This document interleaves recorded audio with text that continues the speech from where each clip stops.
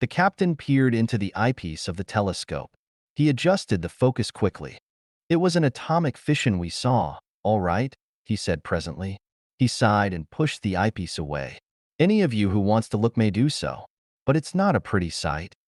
"Let me look," Tance the archaeologist said. He bent down to look, squinting. Good Lord. He leaped violently back, knocking against Doral, the chief navigator. "Why did we come all this way then?" Doral asked, looking around at the other men. "There's no point even in landing. Let's go back at once." "Perhaps he's right," the biologist murmured, "but I'd like to look for myself, if I may."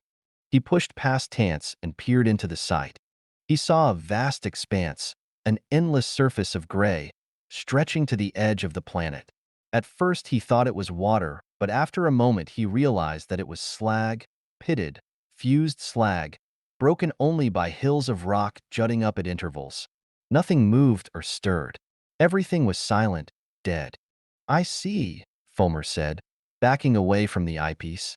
"Well, I won't find any legumes there." He tried to smile, but his lips stayed unmoved. He stepped away and stood by himself, staring past the others. "I wonder what the atmospheric sample will show," Tance said.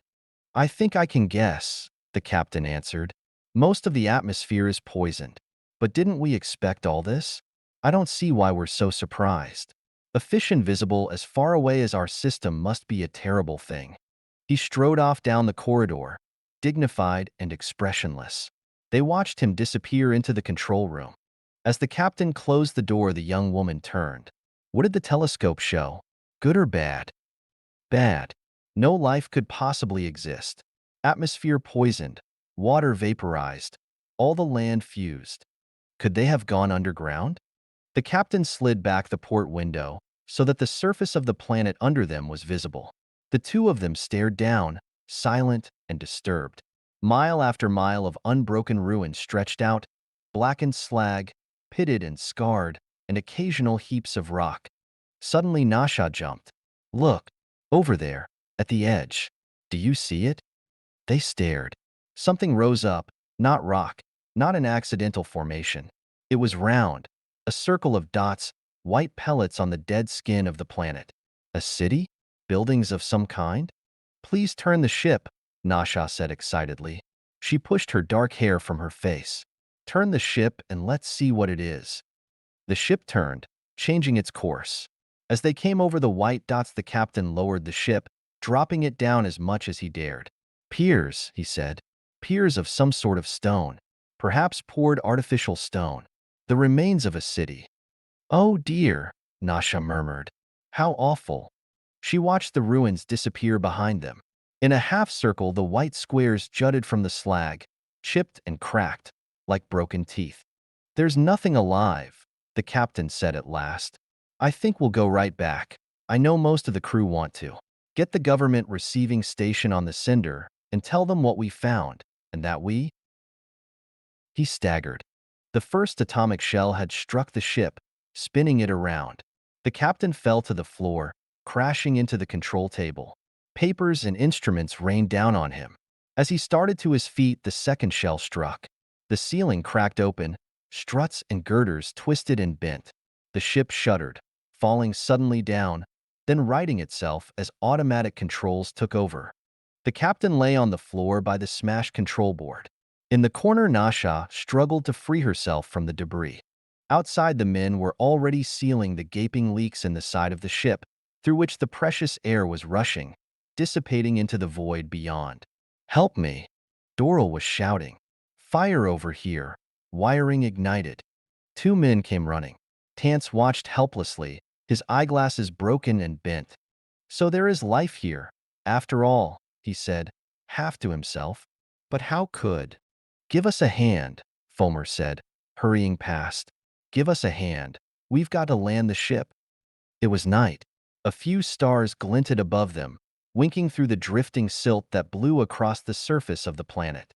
Doral peered out, frowning. What a place to be stuck in. He resumed his work, hammering the bent metal hull of the ship back into place. He was wearing a pressure suit. There were still many small leaks, and radioactive particles from the atmosphere had already found their way into the ship. Nasha and Fomer were sitting at the table in the control room, pale and solemn, studying the inventory lists. Low on carbohydrates, Fomer said. We can break down the stored fats if we want to, but I wonder if we could find anything outside. Nasha went to the window. How uninviting it looks.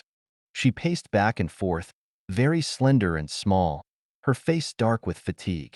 What do you suppose an exploring party would find? Fomer shrugged. Not much. Maybe a few weeds growing in cracks here and there. Nothing we could use. Anything that would adapt to this environment would be toxic, lethal. Nasha paused, rubbing her cheek. There was a deep scratch there, still red and swollen.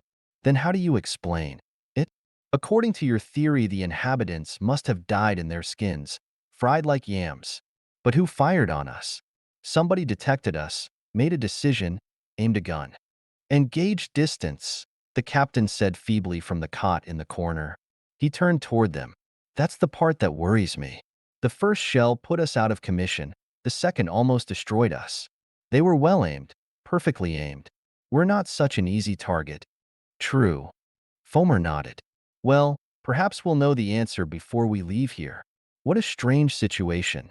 All our reasoning tells us that no life could exist. The whole planet burned dry, the atmosphere itself gone, completely poisoned. The gun that fired the projectiles survived, Nasha said. Why not people? It's not the same.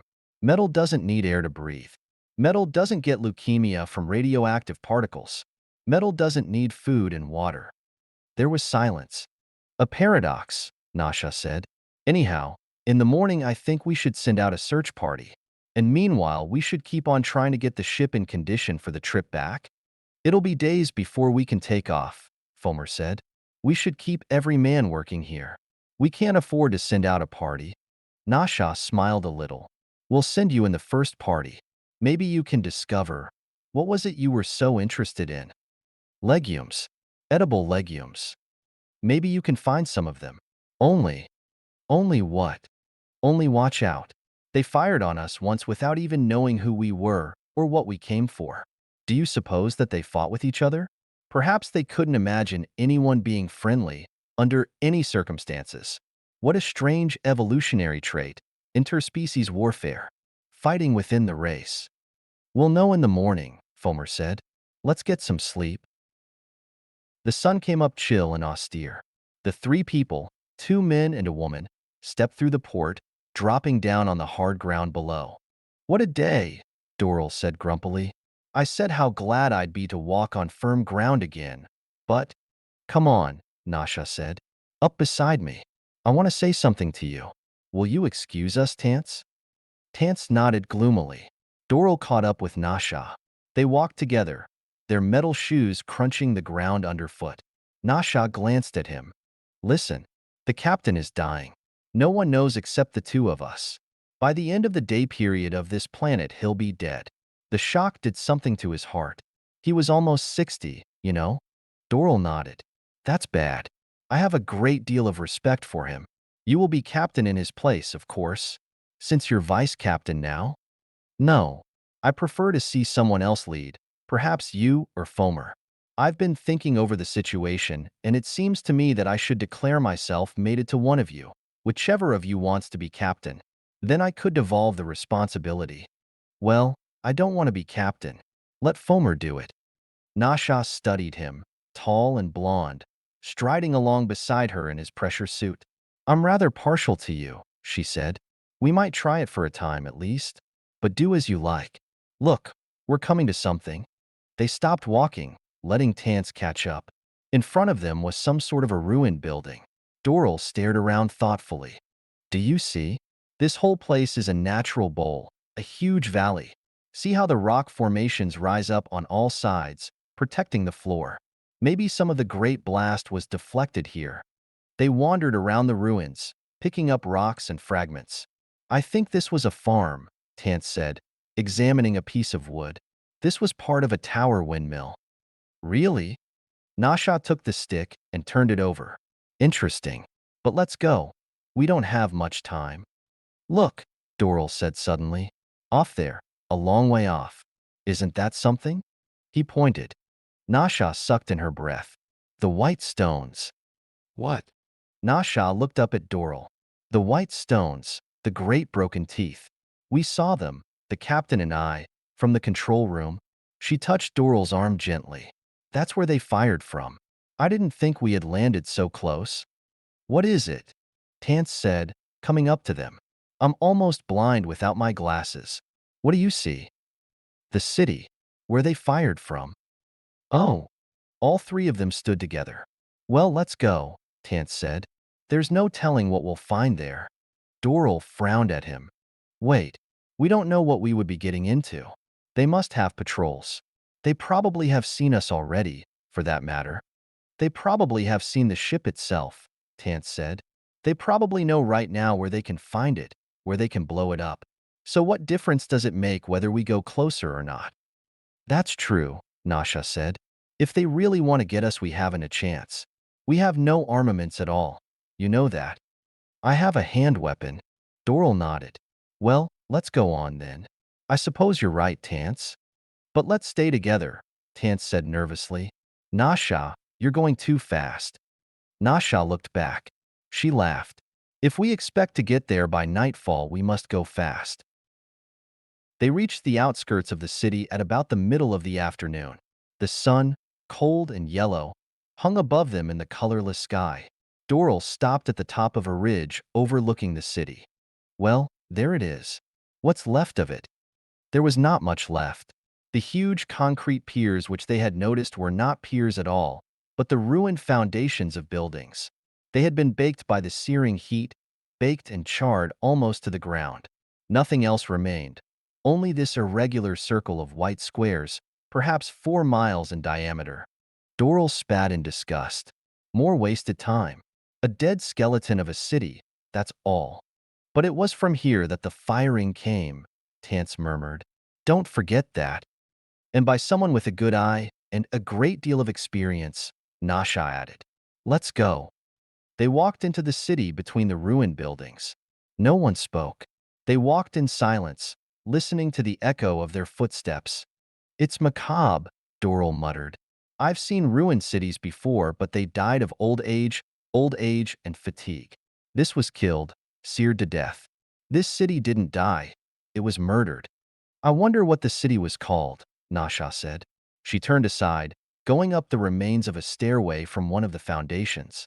Do you think we might find a signpost? Some kind of plaque? She peered into the ruins. There's nothing there, Doral said impatiently. Come on. Wait. Nasha bent down, touching a concrete stone. There's something inscribed on this. What is it? Tance hurried up. He squatted in the dust, running his gloved fingers over the surface of the stone. Letters, all right. He took a writing stick from the pocket of his pressure suit and copied the inscription on a bit of paper. Doral glanced over his shoulder. The inscription was, Franklin Apartments. That's this city, Nasha said softly. That was its name. Tance put the paper in his pocket, and they went on. After a time, Doral said, Nasha, you know, I think we're being watched. But don't look around. The woman stiffened. Oh, why do you say that? Did you see something? No. I can feel it, though. Don't you? Nasha smiled a little. I feel nothing, but perhaps I'm more used to being stared at. She turned her head slightly. Oh. Doral reached for his hand weapon. What is it? What do you see? Tance had stopped dead in his tracks, his mouth half open. The gun, Nasha said. It's the gun. Look at the size of it. The size of the thing. Doral unfastened his hand weapon slowly. That's it, all right. The gun was huge. Stark and immense, it pointed up at the sky, a mass of steel and glass, set in a huge slab of concrete. Even as they watched, the gun moved on its swivel base, whirring underneath. A slim vane turned with the wind, a network of rods atop a high pole. It's alive, Nasha whispered. It's listening to us, watching us. The gun moved again, this time clockwise. It was mounted so that it could make a full circle. The barrel lowered a trifle, then resumed its original position. But who fires it? Tance said. Doral laughed. No one. No one fires it. They stared at him. What do you mean? It fires itself. They couldn't believe him. Nasha came close to him, frowning, looking up at him. I don't understand. What do you mean, it fires itself? Watch, I'll show you. Don't move. Doral picked up a rock from the ground. He hesitated a moment and then tossed the rock high in the air. The rock passed in front of the gun. Instantly, the great barrel moved. The vanes contracted. The rock fell to the ground. The gun paused, then resumed its calm swivel, its slow circling. You see, Doral said, it noticed the rock as soon as I threw it up in the air. It's alert to anything that flies or moves above the ground level. Probably it detected us as soon as we entered the gravitational field of the planet. It probably had a bead on us from the start. We don't have a chance. It knows all about the ship. It's just waiting for us to take off again. I understand about the rock, Nasha said, nodding. The gun noticed it, but not us, since we're on the ground, not above. It's only designed to combat objects in the sky. The ship is safe until it takes off again. Then the end will come. But what's this gun for? Tance put in. There's no one alive here. Everyone is dead. It's a machine, Doral said. A machine that was made to do a job. And it's doing the job. How it survived the blast, I don't know. On it goes, waiting for the enemy. Probably they came by air in some sort of projectiles. The enemy, Nasha said. Their own race. It is hard to believe that they really bombed themselves, fired at themselves. Well, it's over with. Except right here, where we're standing. This one gun, still alert, ready to kill. It'll go on until it wears out. And by that time we'll be dead, Nasha said bitterly. There must have been hundreds of guns like this, Doral murmured. They must have been used to the sight, guns, weapons, uniforms. Probably they accepted it as a natural thing, part of their lives, like eating and sleeping. An institution, like the church and the state. Men trained to fight, to lead armies, a regular profession. Honored, respected. Tance was walking slowly toward the gun, peering nearsightedly up at it. Quite complex, isn't it? All those vanes and tubes. I suppose this is some sort of a telescopic sight. His gloved hand touched the end of a long tube. Instantly the gun shifted, the barrel retracting. It swung. Don't move, Doral cried. The barrel swung past them as they stood, rigid and still. For one terrible moment it hesitated over their heads, clicking and whirring, settling into position. Then the sounds died out and the gun became silent. Tance smiled foolishly inside his helmet. I must have put my finger over the lens. I'll be more careful. He made his way up onto the circular slab, stepping gingerly behind the body of the gun. He disappeared from view. Where did he go? Nasha said irritably. He'll get us all killed. Tance, come back? Doral shouted. What's the matter with you? In a minute. There was a long silence. At last the archaeologist appeared. I think I found something. Come up and I'll show you. What is it? Doral, you said the gun was here to keep the enemy off. I think I know why they wanted to keep the enemy off. They were puzzled. I think I found what the gun is supposed to guard. Come and give me a hand. All right, Doral said abruptly. Let's go. He seized Nasha's hand. Come on. Let's see what he's found. I thought something like this might happen when I saw that the gun was. Like what? Nasha pulled her hand away. What are you talking about? You act as if you knew what he's found. I do. Doral smiled down at her. Do you remember the legend that all races have, the myth of the buried treasure, and the dragon? The serpent that watches it, guards it, keeping everyone away? She nodded. Well, Doral pointed up at the gun. That, he said, is the dragon. Come on. Between the three of them, they managed to pull up the steel cover and lay it to one side. Doral was wet with perspiration when they finished. It isn't worth it, he grunted. He stared into the dark yawning hole. Or is it? Nasha clicked on her hand lamp, shining the beam down the stairs. The steps were thick with dust and rubble. At the bottom was a steel door. Come on, Tance said excitedly. He started down the stairs. They watched him reach the door and pull hopefully on it without success. Give a hand. All right. They came gingerly after him. Doral examined the door. It was bolted shut, Locked. There was an inscription on the door, but he could not read it. Now what? Nasha said. Doral took out his hand weapon. Stand back. I can't think of any other way. He pressed the switch. The bottom of the door glowed red. Presently it began to crumble. Doral clicked the weapon off. I think we can get through. Let's try. The door came apart easily. In a few minutes they had carried it away in pieces and stacked the pieces on the first step. Then they went on, flashing the light ahead of them. They were in a vault.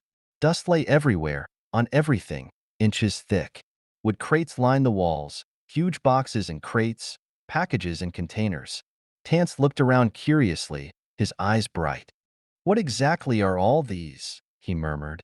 Something valuable, I would think. He picked up a round drum and opened it. A spool fell to the floor, unwinding a black ribbon.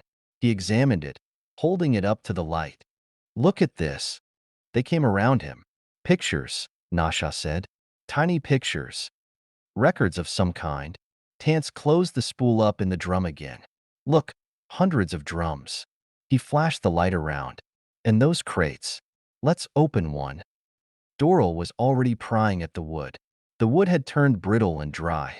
He managed to pull a section away. It was a picture.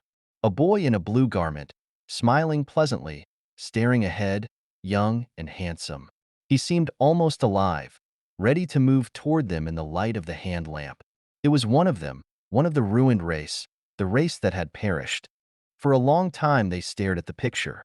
At last Doral replaced the board. All these other crates, Nasha said. More pictures. And these drums. What are in the boxes? This is their treasure, Tance said, almost to himself. Here are their pictures, their records. Probably all their literature is here, their stories, their myths, their ideas about the universe. And their history, Nasha said. We'll be able to trace their development and find out what it was that made them become what they were. Doral was wandering around the vault. Odd, he murmured. Even at the end, even after they had begun to fight, they still knew, someplace down inside them, that their real treasure was this, their books and pictures, their myths. Even after their big cities and buildings and industries were destroyed, they probably hoped to come back and find this. After everything else was gone. When we get back home, we can agitate for a mission to come here, Tance said. All this can be loaded up and taken back. We'll be leaving about. He stopped. Yes, Doral said dryly. We'll be leaving about 3-day periods from now. We'll fix the ship, then take off. Soon we'll be home. That is, if nothing happens. Like being shot down by that. Oh, stop it. Nasha said impatiently. Leave him alone. He's right. All this must be taken back home, sooner or later. We'll have to solve the problem of the gun. We have no choice. Doral nodded. What's your solution then? As soon as we leave the ground, we'll be shot down. His face twisted bitterly. They've guarded their treasure too well.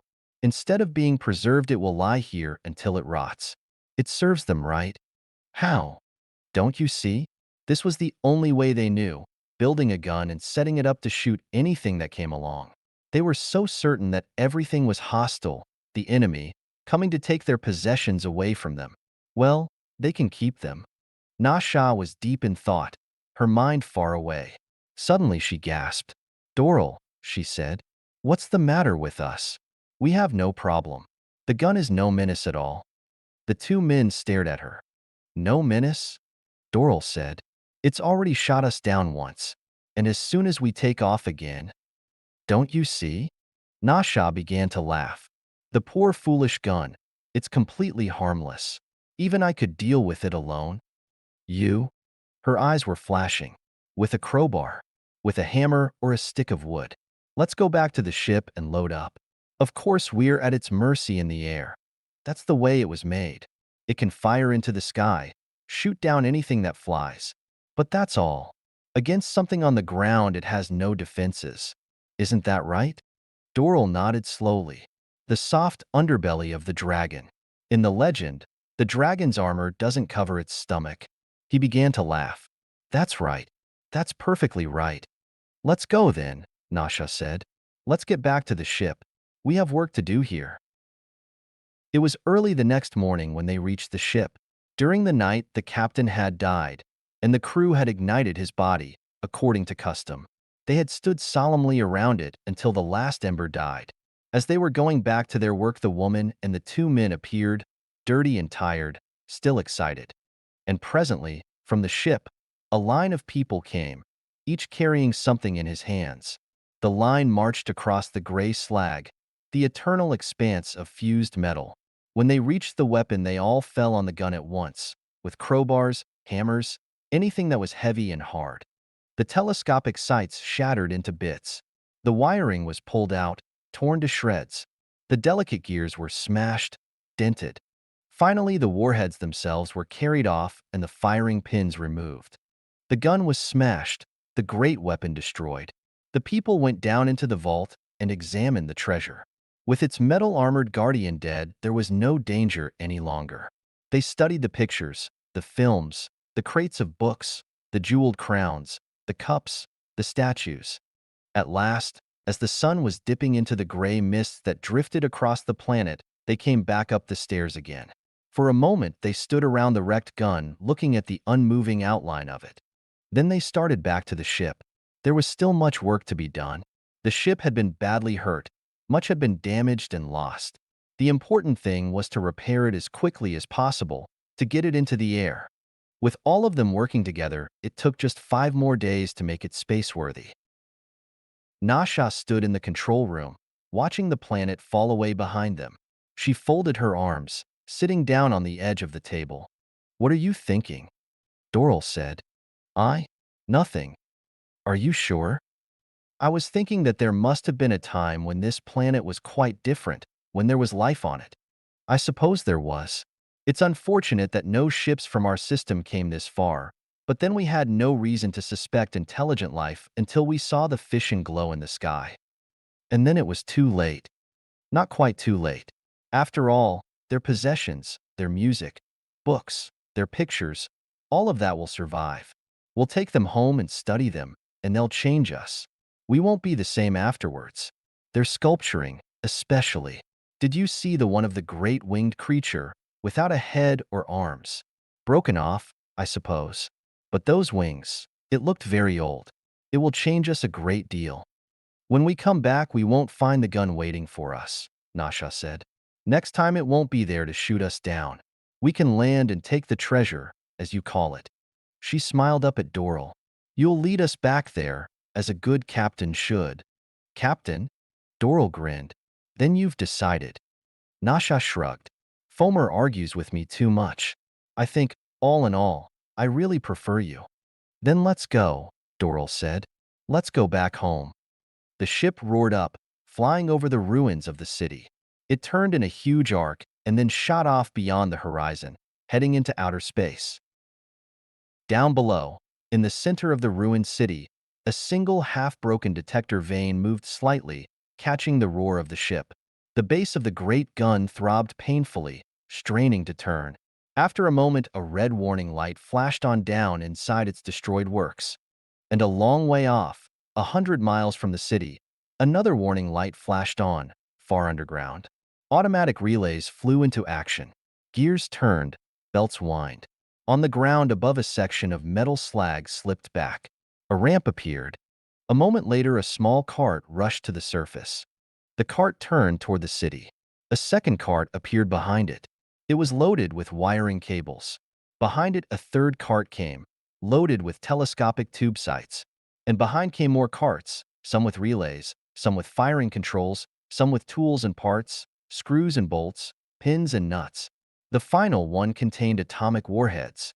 The carts lined up behind the first one, the lead cart. The lead cart started off, across the frozen ground, bumping calmly along, followed by the others, moving toward the city. To the damaged gun,